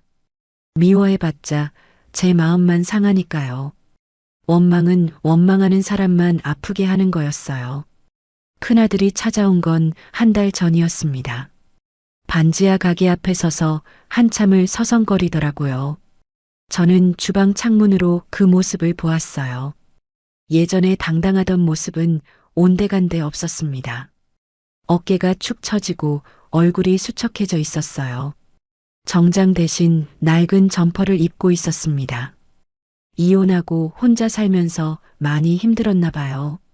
저는 모른 척하고 팔을 다듬고 있었습니다. 결국 아들이 먼저 문을 열고 들어왔어요. 어머니, 아들의 목소리가 떨렸습니다. 눈가가 붉었어요. 밤새 울었는지 눈이 퉁퉁 부어 있었습니다. 저는 팔을 다듬던 손을 멈추지 않았어요. 왜 왔어? 죄송합니다. 제가 잘못했어요. 어머니를 지키지 못했어요. 아내가 무서워서 아무 말도 못했어요. 비겁했어요. 아들이 무릎을 꿇었습니다. 딱딱한 시멘트 바닥에 무릎을 꿇고 이마를 땅에 대고 절을 했어요. 어깨가 들썩거렸습니다. 울고 있었어요. 콧물 소리가 들렸습니다. 저는 한참 동안 아들을 바라보았습니다. 화가 나기도 하고 측은하기도 했어요. 내가 낳아서 전 물리고 키운 아들이었습니다. 밤새 업고 병원을 다녔던 아이였어요. 열이 올라 헛소리할 때 밤새 이마를 닦아줬던 아이였습니다. 언제 이렇게 비겁한 어른이 됐을까요? 어디서부터 잘못된 걸까요? 일어나라. 저는 낮은 목소리로 말했습니다. 아들이 고개를 들었어요. 눈물 콧물 범벅이었습니다. 50이 넘은 어른이 어린애처럼 울고 있었어요. 용서는 안 해. 하지만 원망도 안 할 거야. 내 인생은 내가 사는 거니까. 다시는 남의 말에 휘둘리지 마라. 내 판단으로 살아. 그게 내 어미가 해줄 수 있는 마지막 말이야. 아들이 고개를 끄덕였습니다. 한참을 울다가 문을 열고 나갔어요. 뒷모습이 쓸쓸해 보였습니다.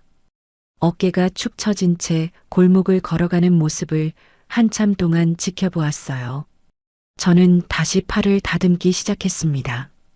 가슴 한구석이 아렸지만 이제 그만 놓아주기로 했습니다.